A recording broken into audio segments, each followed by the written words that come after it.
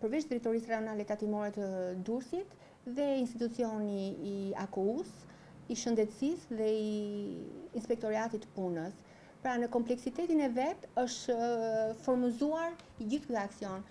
Tatimpaguesit dhe qytetarët kanë pas një reagim të menjëhershëm, të vullnetshëm, dhe këtë do ta konkretizoja me ditët e para që mas thirrjes së kryeministrit, nga data 1 deri me datë 4 janë regjistruar 400 subjekte të reja, pa që nevoja ose pa filluar ndërmarrja mbarkombëtare e qeverisë. Punën tonë në terren, 2173 subjekte të reja. Veçoria e këtyre ditëve është sepse janë tatimpagues të veçantë, do thosha, që vlerën e kuponit nuk e lëshojnë të barabartë me vlerën monetare që paguajnë. Do të thotë, nëse faturojmë ose blejmë 2 artikuj, faturojmë vetëm 1.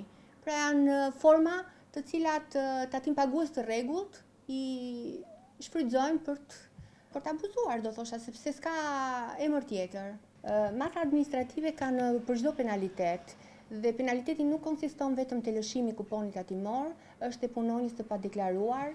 Për fat keq kemi konstatuar përveç subjekte të reja që e paraqitëm si numër, ka dhe subjekte, do thosha kokë fort, të cilët i kemi konfiskuar pasi nuk janë formalizuar. Do të thotë që të regjistrohen pranë QKR-s edhe të nështrohen skemës pagimit të detyrimeve tatimore.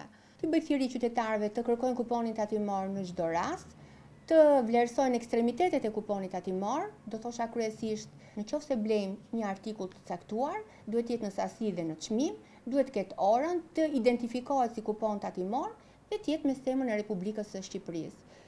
Një thirrje veçantë do t'i bëja këto ditë tatimpaguesve që përdorin dëftesa tatimore në mungesë të kasave fiskale. T'i përdorin dhe t'i regjistrojnë ato në mënyrë kronologjike. Do jenë objekt i kontrolleve në terren edhe nga sistemi tatimor i Republikës së Shqipërisë.